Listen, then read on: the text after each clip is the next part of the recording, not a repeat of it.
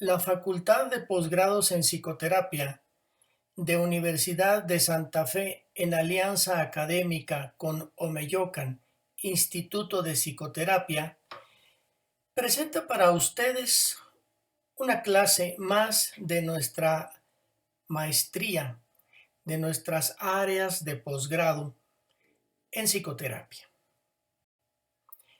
Estamos en la materia de psicopatología y psicofarmacología. No todo lo que veremos el día de hoy tiene que ver con porque algunos de los trastornos o de las conductas que veremos no son modificables con psicofarmacología. La materia se llama así, pero ya hemos estado viendo en las clases anteriores que no todos los temas son sujetos de modificarse con el uso de fármacos. Eso sí, todos pueden ser manejados con psicoterapia. Trastornos del desarrollo y de la orientación sexual es el tema de hoy. Los trastornos del desarrollo son genéticos, son congénicos, y la orientación sexual no es genética, no es biológica, al menos hasta lo que se sabe. Se sabe que son estas ciertas conductas, comportamientos no muy bien explicados. De hecho, vamos a ver que lo que presentaremos ante ustedes es un esquema, es un protocolo, un método para entenderlo, pero no necesariamente explicará muchas de las conductas o comportamientos que vemos en la vida real. Esta es la clasificación del CIE-10. Es la que hemos seguido, la clasificación de la Organización Mundial de la Salud. Es la clasificación internacional de enfermedades que en su capítulo F66 se refiere a lo que así, de una manera muy general, se llaman trastornos de la sexualidad. Aquí tenemos una imagen que posiblemente para muchos de ustedes sea muy conocido. Recientemente fallecido David Bowie, un cantante y compositor pues muy famoso de origen inglés, que pues se hizo muy conocido por ser pues muy orgulloso de su orientación, de su aspecto, y lo hizo destacar y lo llevaba pues a mucho orgullo. La clasificación que veremos de estos capítulos, iremos viendo uno por uno, son trastornos de la maduración, trastornos de la orientación. Lo egodistónico quiere decir discordante o que no está de acuerdo. Eso es lo que dice la palabra. Lo relacional se refiere a problemas básicamente en la pareja, de cualquier tipo de pareja. Y yo voy a hacer hincapié en este tema porque esto es de lo que vamos a ver. Todos los temas son interesantes. En algún momento cualquiera de nosotros pudiera llegar a tener contacto con personas que tienen alguna de estas disfunciones, pero de lo que vamos a ver de seguro son trastornos en lo relacional. De ahí la importancia, por la frecuencia, porque son los que pedirán ayuda para ustedes. Todo psicoterapeuta, aun cuando no se diga terapeuta de familia o terapeuta de pareja, los va a recibir, de manera que es importante conocerlos. Trastornos de la pulsión y trastornos de la pulsión diferentes. O sea, lo que no cupo en las otras clasificaciones se va a poner en el F66.9, que veremos que es muy poco. Aquí tenemos un trastorno de la maduración sexual. Ya sabemos que los cromosomas sexuales, los cromosomas de la pareja, son los que van a determinar el sexo. Es decir, el cromosoma sexual de la mujer tiene un cromosoma particular que es el X y el del hombre tiene el Y. Se juntan y entonces van a decidir el sexo. Si el hombre aporta un cromosoma X, nace una mujer. Si aporta un cromosoma Y, nace un hombre. Pero la mujer solamente tiene cromosoma X. Todos nosotros tenemos un cromosoma X. La mujer tiene dos cromosomas X en las células de todo su organismo y los hombres tenemos un XY. Pero puede suceder que el cromosoma del hombre no lleve cromosoma sexual. Se hace la fecundación, pero entonces nace como un X0. Solamente el cromosoma X que dio mamá. Eso se llama síndrome de Turner. Es bastante frecuente. No suelen acudir a la consulta porque pues, son personas que se desarrollan eh, normalmente en su inteligencia. Pueden funcionar socialmente bastante bien. Se expresan con una estatura baja. Hay hipogonadismo, que significa que los órganos sexuales son pequeños, hipotróficos, y esto naturalmente da como resultado una pobre producción de hormonas sexuales que se manifiesta como una infertilidad. Son estériles y algunos de los rasgos no son muy definidos. Es mujer, pero no suele verse muy femenina, como el ejemplo que tenemos aquí, que es una muy conocida actriz de Estados Unidos, se llama Linda Hunt y ganó un Oscar. Curiosamente, ella ganó un Oscar como haciendo el papel de una reportera en una película que hizo Mel Gibson, que se llama El año que vivimos el peligro, donde ella hace el papel de un hombre. Aceptó hacer el papel de un hombre, esto la hizo conocida, después ha hecho muchas más películas como mujer, como un rol de mujer, y esta es su característica, su aspecto. Es una mujer de notable inteligencia y todas las demás características pues las tiene. X0, síndrome de Turner. Pero puede ocurrir que el hombre sí aporta el cromosoma Y, pero además un cromosoma X. Y entonces juntándose con el cromosoma X de mamá, entonces nace el XXY, conocido como síndrome de Klinefelter. El Klinefelter es el apellido del médico austriaco que lo describió por primera vez en algunos de sus casos. Aquí tenemos una imagen de lo que suelen ser estas personas. Son varones, puesto que tiene Y. Esto es hombre, tiene genitales masculinos, pero también disminuidos de tamaño, disfuncionales, son hipogonadismo y también pues pobre producción de hormonas sexuales, por eso es hipogonadotrópico. La producción de testosterona es baja, lo cual le da un aspecto feminoide. Por lo mismo no es capaz de producir espermatozoides, eso se llama azoospermia. Criptorquidia quiere decir que a veces los testículos no descienden, se quedan dentro de la cavidad abdominal. Puede tener alopecia en todo el cuerpo, no es velludo como muchos hombres, tiene cabello, tiene vello púbico, pero en otros lugares, en otras partes del cuerpo donde normalmente tiene vello el hombre, como en el pecho, no lo tienen. La ginecomastia es una de las características más persistentes, que es senos del tamaño aumentado, como el de una mujer, como se ve en la figura, y suelen ser personas de estatura alta. Lo contrario del Turner, ¿verdad? Este es el síndrome de Klinefelter, también son estériles por lo mismo, no son fértiles, y bueno, pues pueden tener algunos problemas de adaptación. Son personas con una inteligencia normal, pueden funcionar socialmente, pueden desempeñar trabajos de cualquier nivel. ¿Cuáles podrían ser los problemas que tuvieran el Turner y el Klinefelter? Problemas de adaptación social, familiar, incluso pues personal. Y aquí tenemos uno más.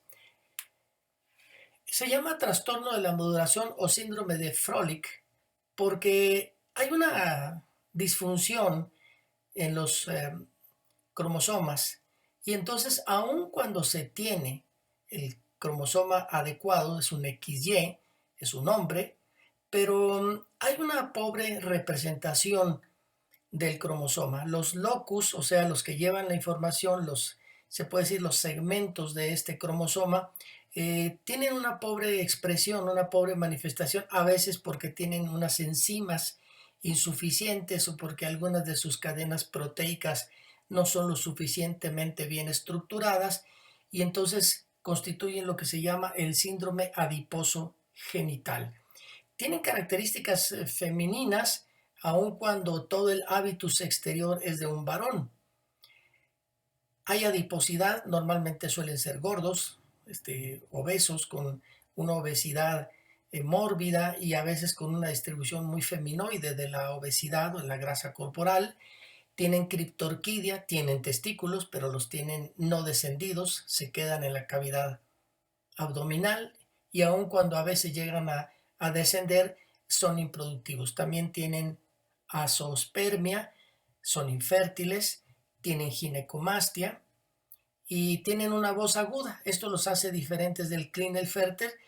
Muchas de sus expresiones parecen femeninas, son varones, tienen toda la estructura de un varón, tienen genitales de varón, tienen la talla normal, pero la voz aguda y la adiposidad es lo que los hace diferentes. Es una deformación, no son XXY, son un XY, pero con pobre expresión cromosómica. Aquí tenemos al famoso cantante Sam Smith, inglés también, pues que es famoso por sus espectáculos en los cuales pues él canta con su voz muy femenina, pero pues es un éxito allá en su país y en otros lugares del mundo.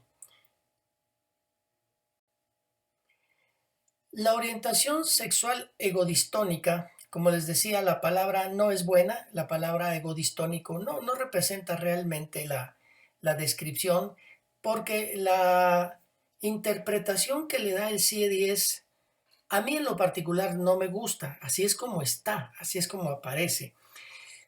Se le refiere a la ansiedad ocasionada por la no aceptación de una orientación sexual diferente. Aquí tenemos a la muy famosa tenista de su tiempo, Martina Navratilova, que es una mujer completamente, totalmente mujer.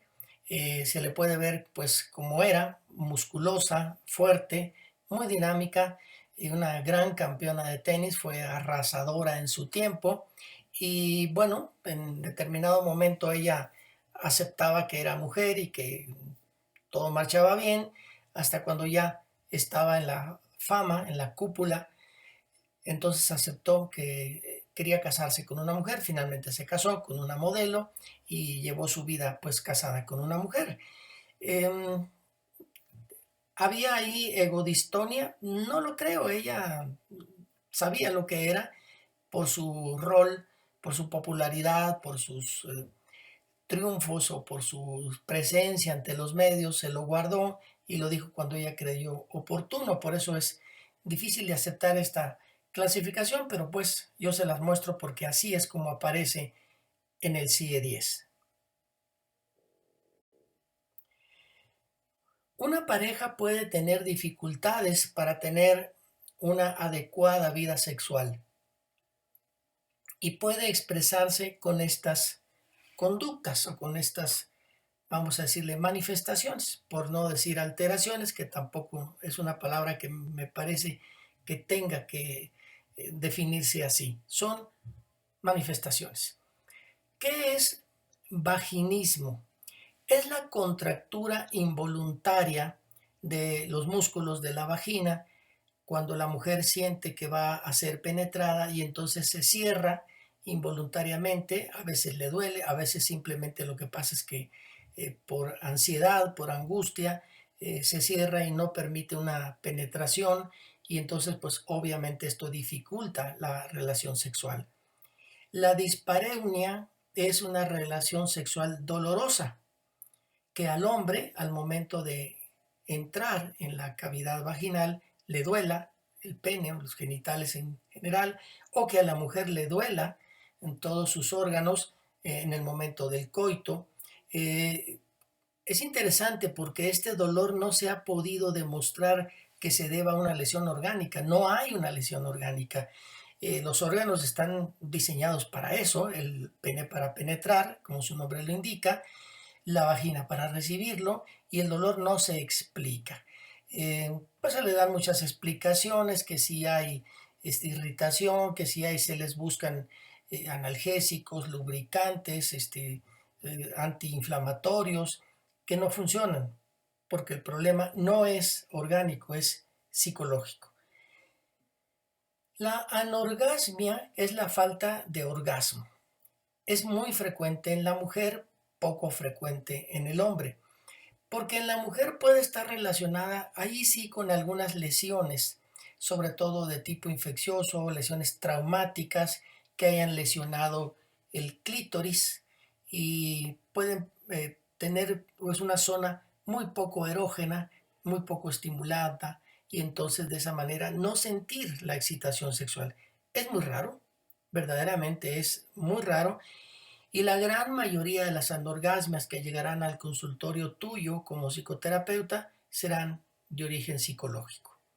Y luego tenemos esta alteración o esta disfunción de la que se ha hecho pues, muchísima promoción últimamente, la popularísima disfunción eréctil, que como lo sabemos hay clínicas especializadas en esto, hay lugares donde se atiende esta enfermedad con una gran discreción, con una gran este, com complicidad para que nadie se entere que el caballero tiene esta dificultad para mantener su pene erguido y entonces pues se le dan tratamientos que por lo general suelen ser a base de hormonas, testosterona o de vitamínicos que por supuesto no tienen ningún efecto en la disfunción eréctil como tal, a menos que actúen como placebo.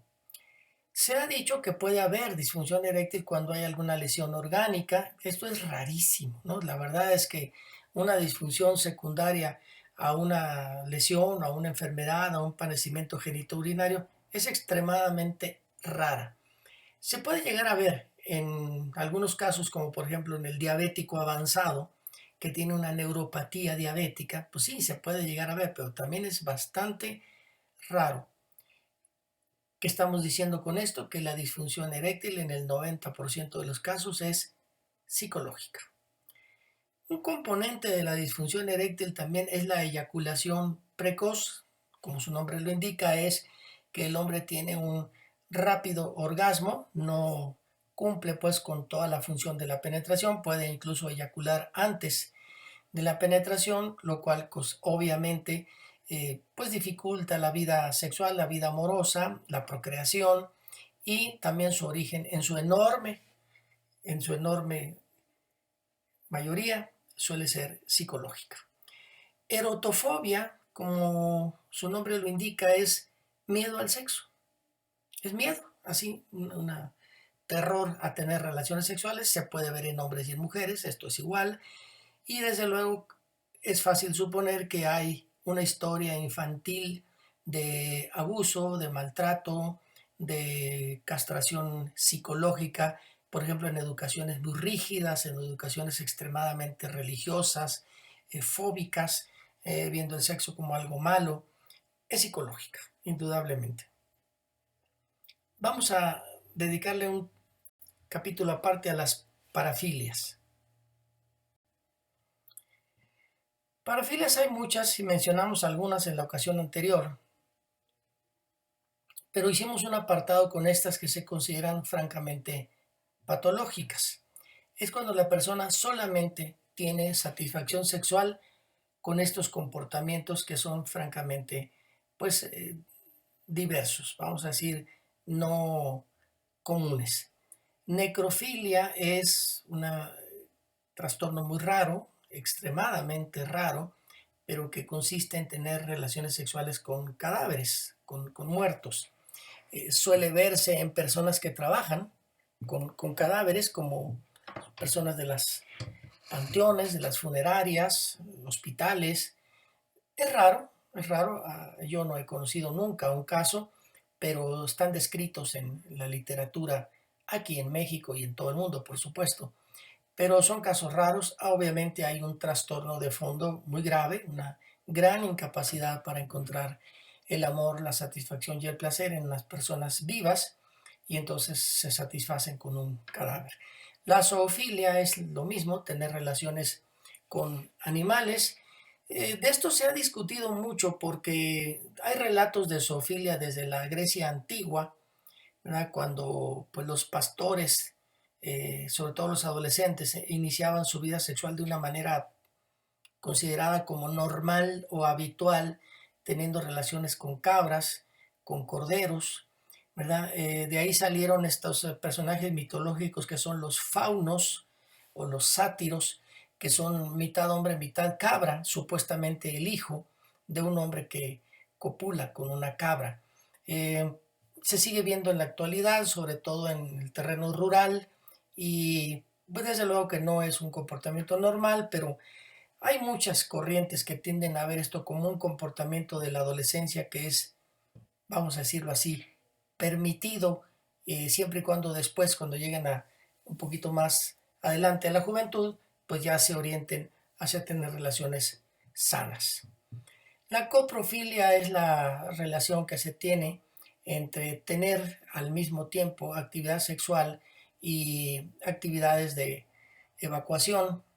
Eh, Incluso hay pues un comportamiento muy descrito en la literatura, sobre todo en la pornográfica, que se describe como muy común. Yo no sé qué tan común sea, la verdad es que a mí nunca me ha tocado un caso así, de una persona que para poder sentirse satisfecha sexualmente tiene que orinar sobre la pareja. Puede ser hombres o puede ser mujeres, se llama la lluvia de oro y es una forma de coprofilia que claramente pues tiene que tener la participación de la otra persona y si no lo desea o no le gusta, pues hay una grave conflictiva de pareja.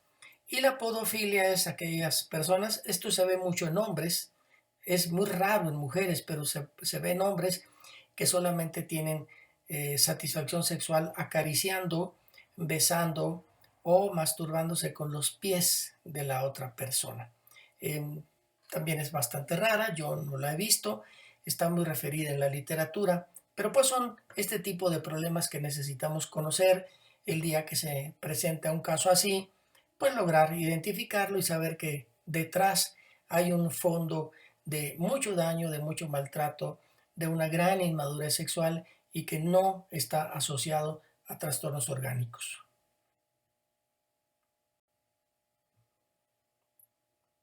Esto es lo que sí vamos a ver. Todos lo hemos visto. Todo terapeuta que tenga un poquito de experiencia ya le tocó ver a alguna pareja o alguna persona que va a ir a buscarle por incompatibilidad. Es una inadecuación sexual. Por lo general, ninguno de los dos tiene un problema sexual. No hay trastornos del desarrollo, no hay trastornos de la orientación, solamente es un choque de personalidades. Pero de esto sí está lleno el consultorio. De esto sí van a tener muchísimo, de manera que es muy importante que lean, estudien terapia de pareja, que vayan ustedes desde el principio con la idea de que vamos a ver qué está pasando entre ustedes, qué pasa con la personalidad, con la orientación, con la familia, con la manera como se han conocido, como la manera en que han buscado sus compatibilidades, que no tiene que ver con su vida sexual. Porque ellos van a decir es que no me satisface, o no me gusta, o no lo hago feliz, o él no me hace feliz, o es que él no siente nada. Esa es la expresión, es el síntoma. Pero claramente, ustedes ya lo podrán saber, la disfunción sexual es la figura, el fondo es un trastorno de compatibilidad de personalidades. Trastornos de la pulsión. Se entiende entonces por pulsión una conducta que la persona no puede dejar de hacer, que siente una gran necesidad de estarla haciendo. Puede ser que no haga daño, puede ser que no moleste a los demás, pero es esta conducta que les hace sufrir. Normalmente las personas cuando llegan a la consulta con una pulsión es porque ya están cansados o están hartos de esto, no se sienten satisfechos, entran en confluencia, ese bloqueo de la satisfacción, no llegan al placer, no llegan a la satisfacción, nunca están contentos porque tienen una necesidad obsesiva de estar haciendo esto. Uno de ellos es el narcisismo. Aquí en la imagen tenemos la imagen de este dios mitológico, Narciso. Él estaba de novio con una hada de los bosques que se llamaba Eco, pero resulta que este hombre era tan hermoso que le gustaba mucho verse reflejado en el lago. Y entonces en vez de dedicarse a atender a su novia, a su chica, pues él se atendía a sí mismo, se la pasaba contemplándose y admirándose, hasta que un día se cayó en el lago y se ahogó y se murió. Y entonces Eco se escondió de la pena, de la tristeza, en lo más profundo de una cueva, y desde entonces solamente contestaba con su voz desde allá adentro. De ahí viene pues la explicación del eco, que cuando gritas en una caverna, la caverna te responde. Es eco que está allá avergonzada por lo que le ocurrió. El mensaje es muy interesante porque cuando una persona convive con un narcisista, sufre el abandono del narciso, ¿ya? Sufre mucho. Para esto, otra de las explicaciones es que cuando Narciso cayó en el lago y se hundió, se ahogó, después brotó como esta flor que suele estar en las orillas de los lagos y que flota en el agua, que se llama el narciso, precisamente en honor a él. Y bueno, pues es una forma de darnos a entender que estas personas pueden hacerse ellos mismos mucho daño, pueden llegar a sufrir mucho por esta gran necesidad que tienen de estarse admirando. Ahora se puede ver pues con las personas que necesitan estar muy pendientes de su figura, haciéndose arreglos, cirugías, todo tipo de medicina estética para verse bien, verse mejor, una compulsión por el ejercicio, con tal de verse bien, y que lo que hacen es desatender a su familia, a su pareja o a las personas que les quieren. Hay una pulsión de la seducción. Esta es muy curiosa, es muy interesante. Esta es muy común en las mujeres. La necesidad imperiosa de estar seduciendo. Es muy interesante porque son mujeres que les gusta y tienen una necesidad de atraer a los caballeros, de mostrarse seductoras, captar su atención, atraerlos, permitirles el acercamiento, y una vez que lo tienen cerca, cuando el hombre cree que ya logró una conquista e intenta avanzar, en ese momento lo interrumpen, lo cortan, eh, le dicen que se equivocó, que se confundió, que eso no era lo que ella quería y que la interpretó mal. Estas personas, sobre todo estas damas, sufren mucho porque mientras están jugando a la seducción, están muy contentas. Pero cuando el hombre avanza, se sienten muy atemorizadas, lo cortan y entonces sufren porque pasan una vergüenza, porque entonces comienzan a ser etiquetadas como eso, como las llamadas seductoras arrepentidas. Tienen otros nombres en el vocablo popular, en la jerga popular, que no voy a decir porque son muy ofensivos, pero hay una denominación para estas damas. Claro que puede haber también hombres así, pero en el hombre pues, suele haber otro tipo de mecanismo detrás. El hombre suele ser un seductor que busca conseguir y consigue, utiliza otros recursos para ello. Pero esta seducción con retirada es muy femenina y también está relacionado con una educación sexual de la infancia muy abrupta, muy brusca, con mucho castigo, con mucho rigidez, con mucha rigidez en sus normas. La pulsión de la reproducción, esta suele verse en personas casadas o en parejas estables, que es la necesidad imperiosa de estar teniendo hijos. Esta la pueden tener el hombre y la mujer. Claro, se necesitan los dos, ¿verdad? Pero puede ser que el hombre quiera estar teniendo hijos y la mujer le resulte muy difícil, o al revés, una mujer que quiere estar embarazada constantemente con un hombre que no desea hacerlo tanto, y entonces pues tenemos estas familias y estas parejas que tienen una cantidad muy grande de hijos. Eh, lo hemos visto y son problemas sociales a veces muy importantes en familias de pocos recursos económicos, de una baja escala socioeconómica, y que sin embargo tienen muchos hijos, que lo que contribuyen más a su pobreza, porque el gasto exorbitante de su familia pues no va de acuerdo con los ingresos, y entonces ellos siguen teniendo hijos y no se pueden detener. Se llama pulsión de la reproducción, y que tiene mucho que ver con la manera en cómo fue manejada en su infancia la riqueza, la pobreza, los mecanismos de hacerse de una situación económica mejor, que es poniendo a trabajar a los niños, a los hijos. Y bueno, pues esto es una realidad que todos conocemos, estas familias que tienen muchos niños y los mandan a los cruceros como malabaristas o lo mandan a pedir en las esquinas o a trabajar en la obra. En fin, es una necesidad imperiosa de tener muchos hijos. Entramos en los trastornos de la sexualidad,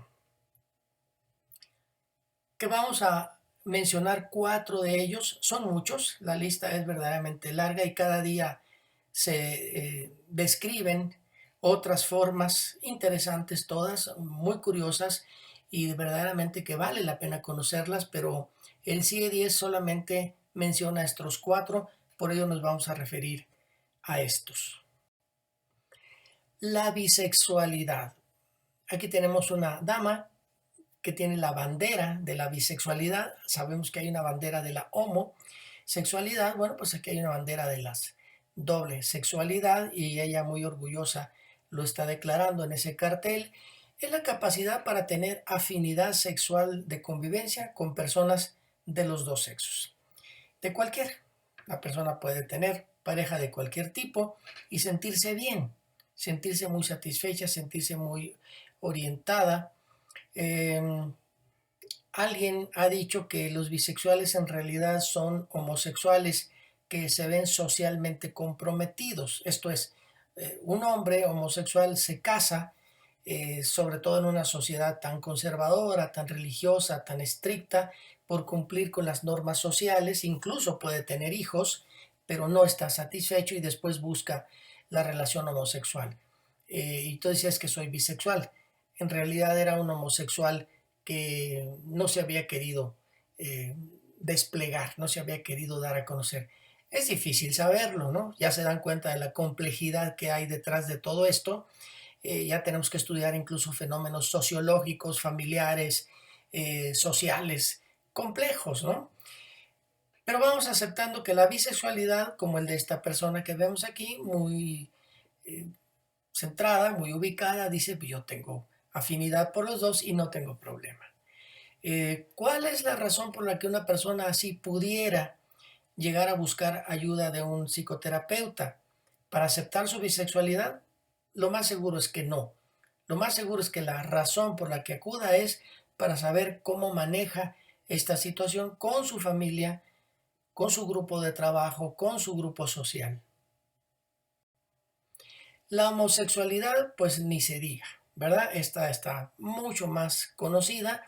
Aquí tenemos a la derecha a la famosa poetisa griega Safo, que creó una escuela de poesía, de arte en una isla del mar Egeo, la isla de Lesbos, de donde viene la palabra de lesbianismo. Y bueno, Safo recibía solamente a mujeres. A ella, pues en sus poemas se le ha detectado el amor por varias de sus alumnas, que están descritos de una manera muy romántica, muy erótica, muy hermosa, vale la pena decirlo, porque Safo era un excelente poeta. Y bueno, se dice que ella tuvo que hacer esta escuela en una isla separada porque no le permitían tener una escuela para chicas. En Grecia, en aquella época de la Grecia antigua, las mujeres tenían que estar en casa, tenían que estar en una sección de la casa que se llamaba el gineceo, donde ahí tenían que estar pues, prácticamente escondidas hasta que se casaban. Y ella dijo, pues no, las mujeres pueden estudiar, pueden aprender artes, pueden aprender deportes, pueden aprender literatura, leer y escribir, que no hacían la mayoría de ellas, y entonces hizo esta escuela. Tuvo muchos ataques y finalmente se suicidó arrojándose por un acantilado. Bien, pero bueno, es el ejemplo clásico, el ejemplo antiguo, lo que nos dice que este tema de la homosexualidad existe desde siempre, no es algo de la época, tiene toda la vida, existe a la par de la humanidad, es una afinidad por personas del mismo sexo. Hay una translocación en uno de los locus, o sea, uno de los sectores del cromosoma X, que es el de la mamá, que modifica la función de la base del cerebro, de este eje del hipotálamo hacia la hipófisis, que es donde se generan las hormonas sexuales, las estimulantes de las gónadas, y entonces ahí se produce una disfunción. Como un locus, o sea, un segmento del cromosoma, tiene una gran cantidad de cadenas de aminoácidos, puede haber una alteración en muchos de ellos y entonces por eso la homosexualidad es tan diversa. Por eso hay mujeres con un aspecto femenino, muy femenino, y tienen la afinidad por personas de su mismo sexo. O puede ser una mujer que tenga la misma sexualidad, pero un aspecto más viriloide. O puede ser un hombre feminoide y un hombre muy varonil, en fin. Pero todos estos ya son modificaciones en la expresión cromosómica. Lo importante saberlo es que sí hay un, una alteración cromosómica. Esto no es, bueno, esto se va a prestar a discusiones, tiene siglos discutiéndose, pero bueno, para las personas que les gusta la base científica, que les gusta investigar cómo es la función, pues ya sabemos que hay una disfunción en el eje neurológico de la producción de las hormonas y que es el que genera esto, que lo transmite la mamá y que, bueno, pues se expresa como se tiene que expresar, ¿verdad? Y no tiene absolutamente nada de raro porque no es una enfermedad propiamente dicha, es una disfunción, es una translocación. Así resultó. El transgénero es una persona que se identifica con un género diferente del sexo que tiene. Nace hombre, pero se siente mujer, nace mujer, pero se siente hombre. ¿Dónde está el problema? Nuevamente, está en los cromosomas. Hay una alteración en este mismo eje hipotalámico hipofisiario, como les decía anteriormente, que depende de la intensidad, depende de la cantidad de cadenas de aminoácidos que estén modificadas, que va a dar este rechazo que algunas personas pueden tener con su imagen. Son homosexuales, por supuesto, o sea, tienen apetencia por el otro sexo y entonces necesitan cambiarse de género. Entonces son personas que tienen una gran afición y pues son hombres que se visten de mujeres, mujeres que se visten de hombres y tienen las actitudes. ¿Verdad? ¿Por qué? Porque necesitan identificarse con el otro género. Si van a buscar a un terapeuta, ¿será por qué razón? ¿Porque no se aceptan? ¿Porque tienen rechazo a su imagen? No, no suele ser esa la razón. Es lo mismo, por la conflictiva social. El transexual, según la clasificación del CIE-10, es la persona que se identifica con un género distinto y necesita, así imperiosamente, modificar su imagen. No le basta con sentir el deseo o la identidad del otro género, sino que rechaza totalmente la imagen corporal. No puede vivir con eso. Y entonces pues se somete a manejos hormonales, cirugías, a lo que sea, con tal de verse del otro lado. Aquí tenemos el ejemplo de esta señorita concursante en un certamen de belleza en España. Ella se presentó por una de sus provincias y ganó. Bueno, fue nombrada la Miss o la señorita de su provincia. No llegó a ser la Miss España, pero bueno, pues fue interesante que se aceptó sabiendo que era transexual, fue aceptada en el concurso. Hay una gran libertad, una gran tolerancia en España y entonces pues esto les favorece que se puedan expresar con esa libertad, con esa gran capacidad. Como en muchos países como el nuestro, esto no es tan fácil. Si una persona con esta definición va a buscar ayuda del psicoterapeuta, no será por su transexualidad, será por el rechazo social, familiar, laboral, como es de esperarse, ¿verdad? La psicoterapia entonces debe estar orientada hacia el manejo de la aceptación, que las personas primero acepten que tienen esta conducta, esta característica, que la asimilen, que no es lo mismo aceptar que asimilar. Asimilar es aceptarla y vivir bien, tener una capacidad para disfrutar. Y bueno, donde está el gran reto que tienes tú como terapeuta es acompañar a estas personas a que se adapten al entorno.